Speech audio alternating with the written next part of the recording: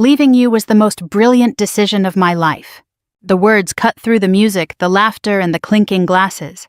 For a moment, the entire table went quiet. I looked up from my wine and found myself staring into the face of a man I hadn't seen in nearly 18 years. Derek Holloway, the man who once promised to marry me, the man who walked away 3 months before our wedding, the man who left me for a rich girl. And judging by the smug grin on his face, he still thought he'd made the right choice. The funny thing was, 18 years ago, hearing those words would have broken me. Tonight they almost made me laugh. It was a Thursday evening in late September. Our company was celebrating its 50th anniversary at the Hilton downtown in Columbus, Ohio. The ballroom was packed with employees, retirees, executives, and spouses. Gold decorations hung from the ceiling. A jazz trio played softly near the stage. Waiters moved between tables carrying trays of appetizers. I had spent the entire afternoon helping organize seating arrangements and checking last-minute details. After 18 years with Whitmore Manufacturing, I knew how these events worked. Someone always forgot a name badge. Someone always complained about the chicken. And someone always drank too much. I just hadn't expected the biggest surprise of the evening to be Derek.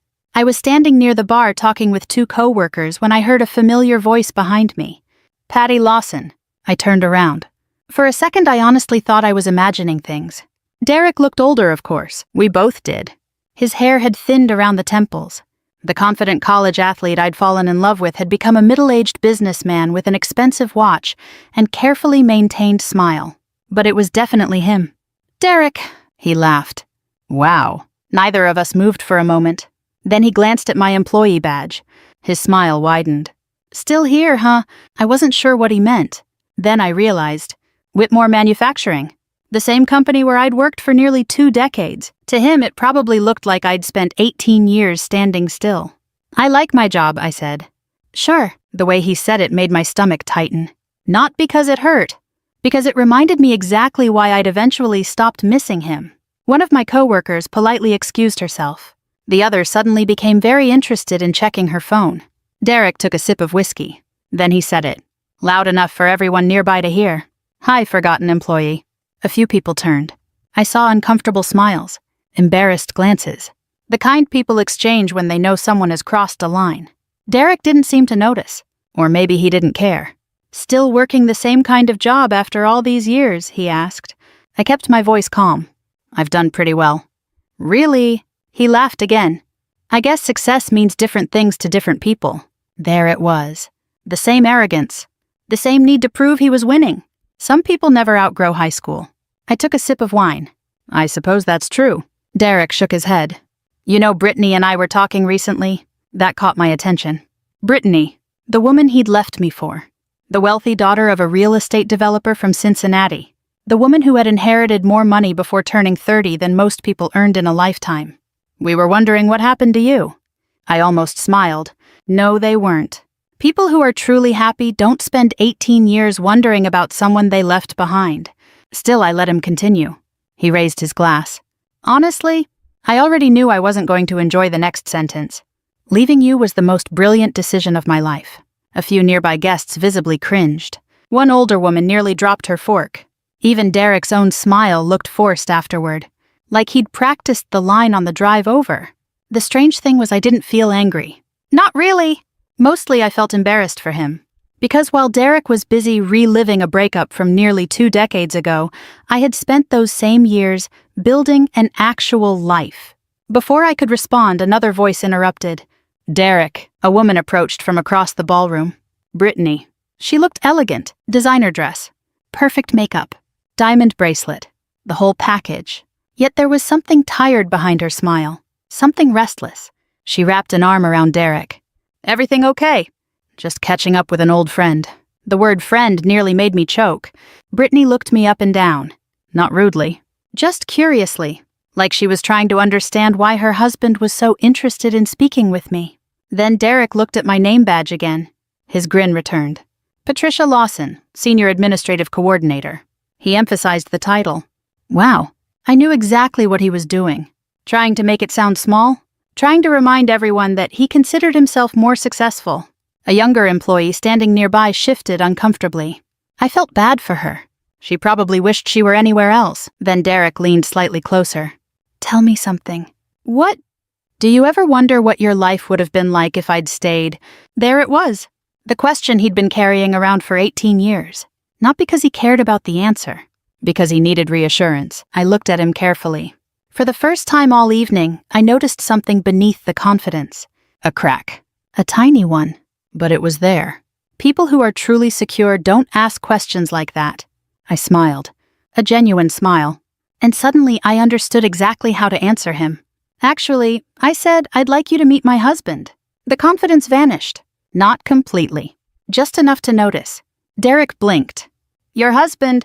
Yes. Brittany looked surprised. Apparently she hadn't expected that either. I glanced toward the ballroom entrance, right on time. The doors had just opened. A tall man in a navy suit stepped inside. Several guests immediately recognized him. One executive nearly stood up. A board member whispered something to his wife. Across the room, Derek followed my gaze. Then he turned, and the color drained from his face. Completely. The whiskey glass nearly slipped from his hand. For the first time all evening, he looked genuinely terrified. And suddenly I knew something important. Whatever Derek had expected tonight, it wasn't this. For a few seconds, nobody said anything. Derek just stood there staring across the ballroom. I followed his gaze. The man walking toward us looked completely ordinary to me, because I'd spent the last 16 years married to him. To everyone else, Michael Lawson looked like a well-dressed middle-aged businessman. To me, he was the man who made coffee every morning before I woke up. The man who remembered to put gas in my car when he borrowed it. The man who never forgot my birthday. Yet somehow the sight of him had turned Derek pale. Michael reached our group and smiled. There you are. He kissed my cheek. Sorry I'm late. Traffic on I-70 was a mess. I laughed. You're fine. Then he noticed Derek. The smile disappeared. Not because he was upset. More because he recognized him. And that recognition immediately caught my attention. Michael extended his hand. Derek. Derek hesitated before shaking it. The pause lasted barely a second. But I noticed. So did Brittany. So good to see you again, Michael said politely. Derek forced a smile. Yeah, you too. The conversation felt strange. Like two men discussing a secret nobody else understood. Before I could ask questions, one of the executives approached Michael. Then another. Within moments, he was pulled into several conversations. When I looked back at Derek, he seemed eager to escape. I need another drink. He turned and walked away almost immediately. Brittany followed him. I watched them disappear into the crowd. Then I looked at my husband. Something wasn't adding up, not even close. On the drive home later that night, I finally asked, Okay. Michael glanced over from the driver's seat. Okay, what was that? He smiled. I have no idea what you're talking about. That's a lie. He laughed. I've been married to you 16 years. I know when you're avoiding a question. The highway lights flashed across the windshield. For a moment, Michael remained quiet. Then he said, Maybe it's a conversation for another day. That answer only made me more curious. But before I could press further, my thoughts drifted back to the beginning. Back to 18 years earlier. Back to when my life fell apart.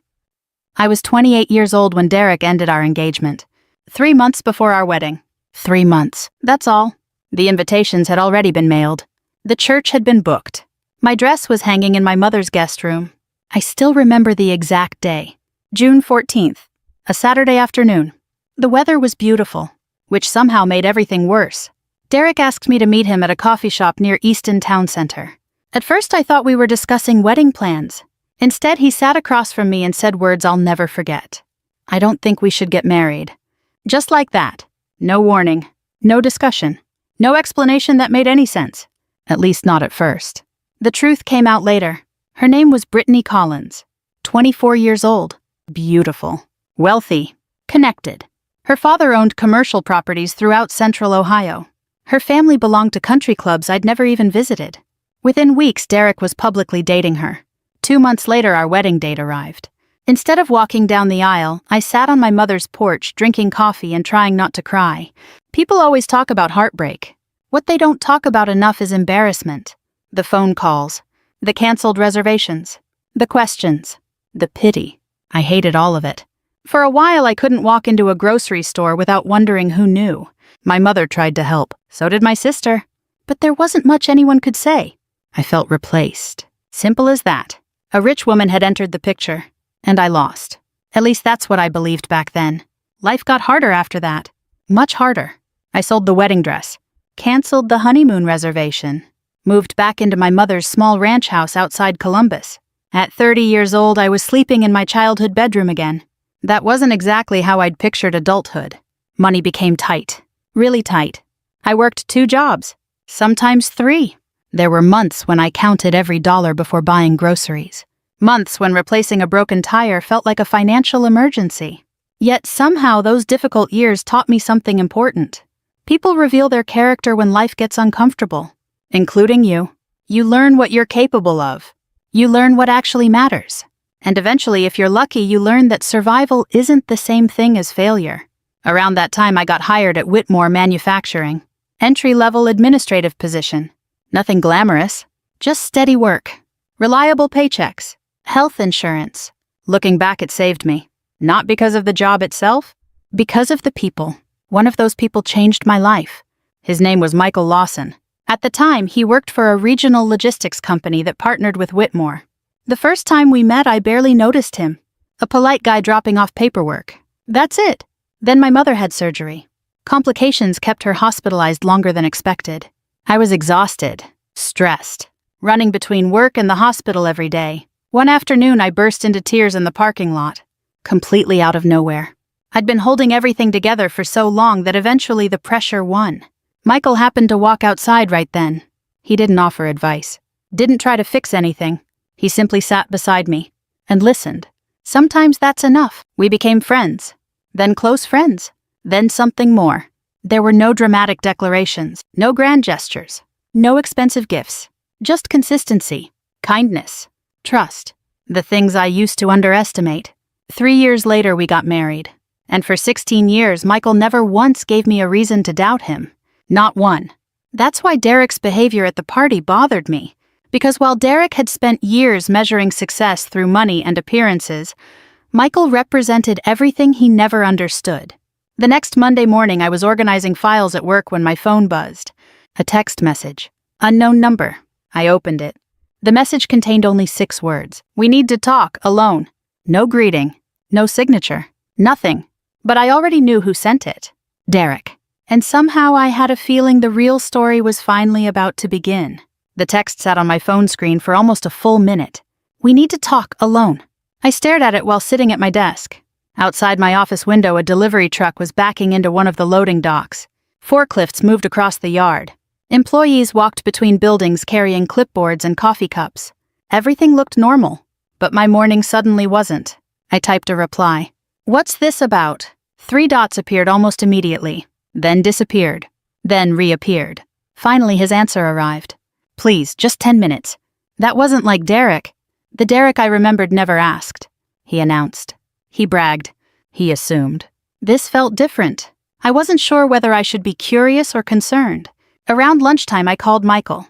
You got a minute? For you always. I smiled. Even after 16 years, that answer still worked on me. Derek texted me. A brief pause. What did he want? He says we need to talk. Another pause. Longer this time. Then Michael sighed. I was hoping he'd leave it alone. That got my attention immediately. Leave what alone? Patty. His voice carried the same tone he'd used at the anniversary party. The one that told me he knew something. Something important. Michael. Let's talk tonight. No. I laughed. Absolutely not. Patty. No, you've had 3 days. He chuckled. Fair point. A few seconds passed. Then he said, Do you remember Holloway Development Group? The name sounded familiar. After a moment, I nodded, even though he couldn't see me. Derek's company. Right. What about it? Michael exhaled slowly.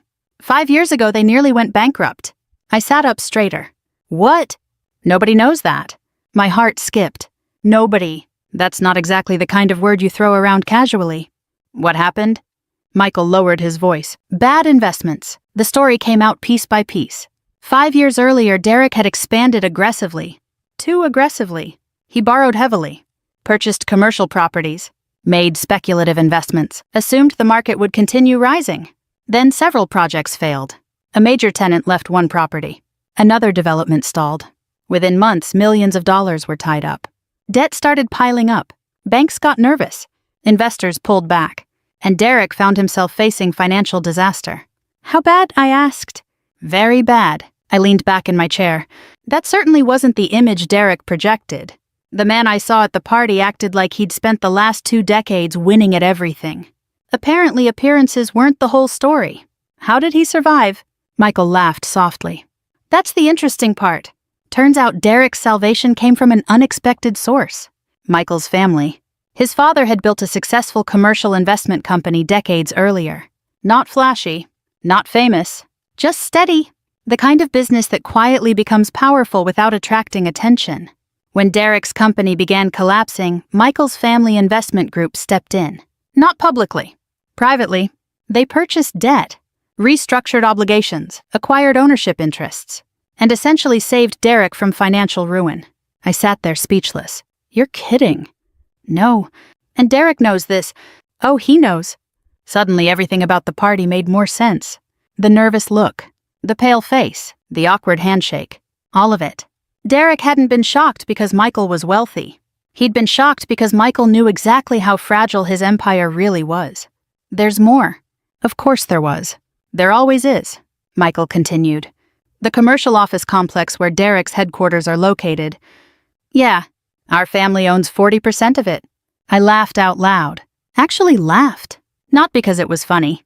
Because it was absurd. For 18 years, Derek had probably imagined himself standing above me. Yet behind the scenes, my husband had become one of the people helping keep Derek's business alive. Life has a strange sense of humor sometimes. That evening, Michael told me the rest. Nothing illegal, nothing scandalous. Just facts. Facts Derek desperately wanted hidden. His company wasn't collapsing, but it wasn't thriving either. Several projects were underperforming. Debt remained significant. Cash flow problems existed. The image of endless success was mostly marketing. And apparently Derek guarded that image like a dragon protecting treasure. Which raised an obvious question. Why does he want to meet me? Michael didn't answer immediately. Instead, he looked out the kitchen window. Finally, he said, because he's scared. I wasn't convinced. Scared of what? Me knowing the truth. That sounded dramatic. Yet somehow I believed him. 2 days later, Derek got his meeting. Against my better judgment. We met at a diner near Westerville. Public place. Middle of the afternoon. Safe. Neutral. The kind of place where retirees drink coffee for 3 hours and nobody rushes them. When I arrived, Derek was already sitting in a booth. He looked tired. Older than he had at the party. Not physically. Emotionally. Like carrying something heavy. After a few minutes of awkward conversation, he finally got to the point. How much has Michael told you? There it was. The real reason for the meeting? Not closure. Not nostalgia. Damage control. Enough. His jaw tightened. I figured. For the next 20 minutes, he tried explaining. The economy. Business pressures. Bad luck. Market conditions. Everything except personal responsibility. I listened quietly. Then something happened that almost made me laugh. Derek started trying to impress me. Again. At 50 years old. Like we were back in our 20s. He talked about luxury vacations. Private golf clubs. Business connections. Expensive restaurants. The whole performance. The problem was I already knew the reality behind the curtain. Every brag sounded smaller than the last. Finally, I interrupted. Derek, what? Why are we having this conversation? Silence. Then he looked away. For the first time all afternoon, he seemed honest. I don't want Michael talking. There it was. The truth. Simple. Direct. Human. Fear. I almost felt sorry for him. Almost. Then I remembered the anniversary party. The insult. The laughter. The need to humiliate someone who hadn't seen him in nearly 2 decades. The sympathy faded quickly. When we left the diner, I thought the situation was over. I was wrong. Very wrong. The following Friday, Whitmore Manufacturing hosted its annual employee recognition banquet. Most years it was predictable. Awards. Speeches. Retirement announcements. Nothing exciting. This year would be different. Because 2 days before the event, I accidentally overheard a conversation in the executive hallway. And what I heard made me stop cold. Derek was planning one more public humiliation. This time he intended to do it in front of everyone. The annual employee recognition banquet was usually one of the easiest nights of the year. People dressed up a little. They ate decent food. They applauded coworkers receiving awards. Then they went home. Nothing dramatic. Nothing memorable. Most years nobody talked about it again by Monday morning. This year was different. Because by the time I walked into the ballroom at the Marriott in Dublin, Ohio, I already knew Derek had something planned. I'd overheard enough of his conversation in the executive hallway 2 days earlier to understand his intentions. Not every detail, just enough. He wanted one last opportunity to remind everyone where he believed I belonged. Below him. The funny thing was 18 years earlier that would have terrified me. Now it mostly annoyed me. At some point, arrogance becomes exhausting. The ballroom filled steadily. Coworkers greeted each other. Retirees caught up on grandchildren and health updates. Managers discussed production numbers, even though nobody wanted to talk about work. Normal life. Real life. The kind that rarely makes headlines but matters anyway. Michael arrived shortly before dinner. He looked relaxed. I wasn't. "You okay?" he asked. "Not really." "Good." I frowned. "Good," he smiled. "It means you're human." That earned him a laugh. Then he squeezed my hand. "Whatever happens tonight, you're not facing it alone." Simple words, but they helped, more than he probably realized. Dinner ended around 7:30. The awards presentation began shortly afterward. Several longtime employees received recognition. A maintenance supervisor celebrated 30 years with the company. An accounting manager announced her retirement. People applauded, took photos, shared stories. Everything proceeded exactly as expected. Until Derek stood up. I felt my stomach tighten immediately. "Here we go." The company president smiled. "Looks like Derek would like to say a few words." Unfortunately, Derek walked toward the stage carrying a wireless microphone. His confidence had returned. Or at least he was pretending it had. He thanked the company, complimented leadership, shared a few harmless stories. The audience relaxed. Then he slowly changed direction. "You know," he said, smiling, "one thing I've learned over the years is that some people grow." A few heads nodded. "And some people stay exactly where they started." There it was. The opening shot. Several people shifted uncomfortably. They knew where this was heading. "So did I," Derek continued. "I've always admired ambition." He paused. "Because without ambition, people spend their entire lives doing the same job, sitting at the same desk, wondering what happened." A few scattered laughs, mostly nervous ones. He looked directly at me. No attempt to hide it. Some people never move beyond entry-level thinking. This time nobody laughed. Not really. The room had become too uncomfortable. Everyone understood who he was talking about, and everyone understood he was being a jerk. Derek either didn't notice or didn't care. Then he delivered what he clearly thought was his knockout punch. "I guess success isn't for everyone." Silence. Complete silence. I looked around the room. Nobody seemed impressed. Several executives appeared irritated. One board member actually rolled his eyes. Derek had badly misread the audience. But he wasn't finished. "Some people spend their whole lives watching others achieve things they never could." He smiled, waiting for approval. It never came. Instead, another voice broke the silence. Calm. Steady. Familiar. "May I say something?" "Michael." Every head turned. Derek's smile immediately faded. Not completely. Just enough. The company president nodded. "Of course." Michael walked to the front of the room. No rush. No drama. No anger. Just calm confidence. He accepted the microphone. Then he looked at Derek. I've listened carefully. The room became quiet. Michael wasn't an employee. Yet something about him commanded attention. Maybe it was his presence. Maybe it was his reputation. Maybe it was the fact that he looked completely unbothered. Whatever it was, people listened. "You mentioned success." Michael glanced toward me, then back toward the audience. "Let's talk about success." Uh-oh. Derek knew it too. I could see it on his face. Michael continued. 18 years ago, Patricia was abandoned 3 months before her wedding. Several people gasped softly. Most of my coworkers didn't know that story. She lost money. She lost plans. She lost the future she expected. The room remained silent. Then she rebuilt everything. Michael paused. "Not through luck, not through wealth," he smiled. "Through hard work." I felt my eyes begin to sting. Not because I was sad. Because somebody finally understood. Truly understood. Michael continued. Over the last 18 years, Patricia has mentored dozens of employees. Heads started nodding. That part was true. Many of them were sitting in the room. She's trained managers. More nodding. Helped struggling coworkers. More nodding. Volunteered for projects nobody else wanted. Now people were openly agreeing. Derek looked increasingly uncomfortable. Michael wasn't attacking him. That was the clever part. He was simply describing reality. Reality was doing all the damage. Then came the second punch. As for success, Michael smiled slightly.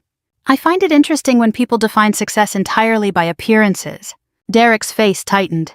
The room felt electric. Everyone sensed something coming. Nobody moved. Nobody looked away. Michael's voice remained calm, especially when some of those appearances require considerable effort to maintain. A few executives exchanged glances. Derek looked like he wanted to disappear. Then Michael delivered the line that ended everything.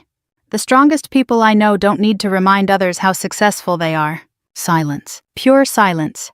Not because people were confused. Because they understood perfectly. And they agreed. Then something unexpected happened. The company president stood. Actually, before we continue, he looked toward me. There's something we forgot. I frowned. Forgot what? The president smiled. Patricia Lawson, please come up here. My heart skipped. What was happening? Then I saw the plaque. Employee Excellence Award. The highest employee recognition in the company. I had won. The room erupted into applause. Real applause. Warm applause. Standing applause. Several coworkers stood first. Then more. Then almost everyone. I looked toward Derek. He wasn't clapping. He couldn't. His entire speech had just collapsed in front of hundreds of people. And for the first time all night, he finally understood something. The woman he'd spent years looking down on wasn't forgotten. She was respected, loved, valued, and no amount of money could buy that. 6 months later, I found myself sitting on the front porch with a cup of coffee and absolutely nowhere I needed to be. That might not sound exciting. But after years of rushing from one responsibility to another, it felt surprisingly wonderful. The morning air carried that crisp Ohio chill that shows up every October. The maple tree in our front yard had started turning red. A neighbor walked her golden retriever past our house. Somewhere down the street, a lawnmower hummed in the distance. Ordinary sounds. Ordinary moments. The kind I used to overlook. Now I appreciated them. A lot had happened since the employee banquet. Some things were satisfying. Others were surprisingly sad. Life is rarely as simple as winning and losing. Even when somebody deserves the consequences. A few weeks after the banquet, word began spreading through local business circles. Nothing dramatic. Just quiet conversations. The kind that happen over lunches, golf outings, and coffee meetings.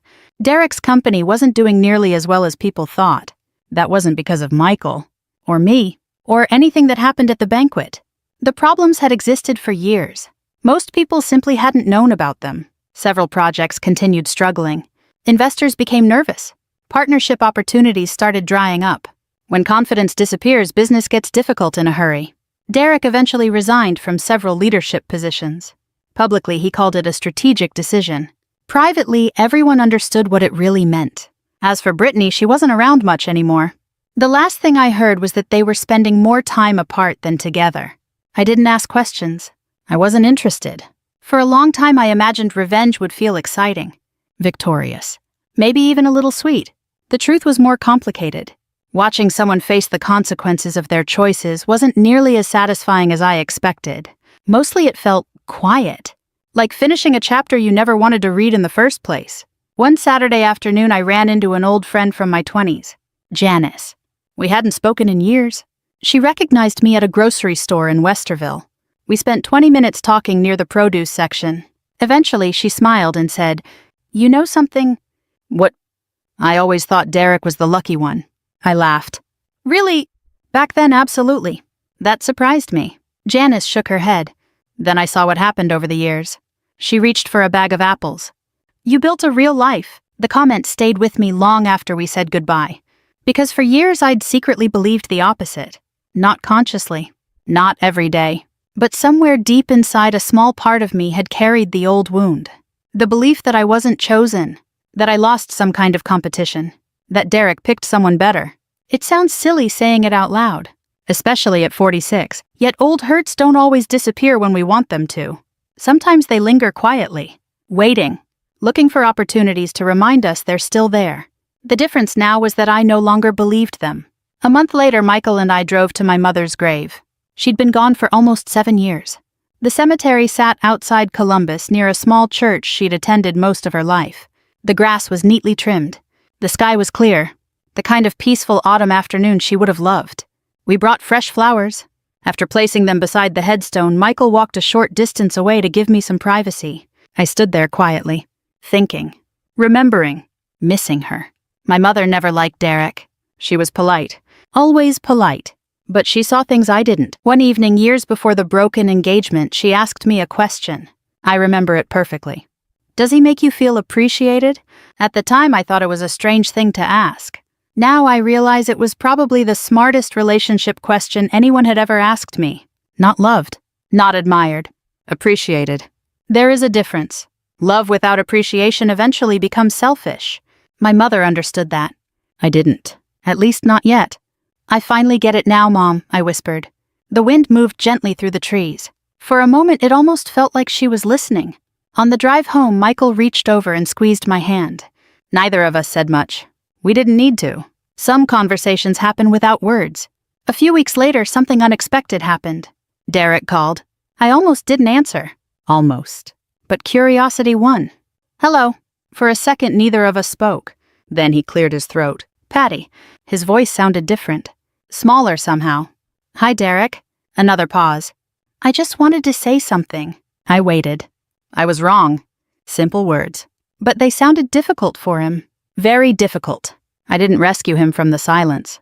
Eventually he continued. I spent years thinking success was money. I said nothing. I think I missed a lot. For the first time in our lives, he sounded honest. Not impressive. Not confident. Just honest. Then he surprised me. I should have treated you better. A younger version of me would have waited years to hear those words. Maybe even dreamed about them. But standing in my kitchen at 46, I felt something unexpected. Peace. Not victory. Peace. Thank you, I said. And I meant it. A few minutes later, we ended the call. That was the last conversation we ever had. And strangely enough, it felt like the perfect ending. Not because he apologized. Because I no longer needed him to. Looking back now, I realized losing Derek wasn't the tragedy I thought it was. The real tragedy would have been marrying him. Staying with someone who measured people by status, money, and appearances. The engagement ended. The dream ended. But my life didn't. In many ways, it finally began. Michael walked into the kitchen carrying 2 cups of coffee.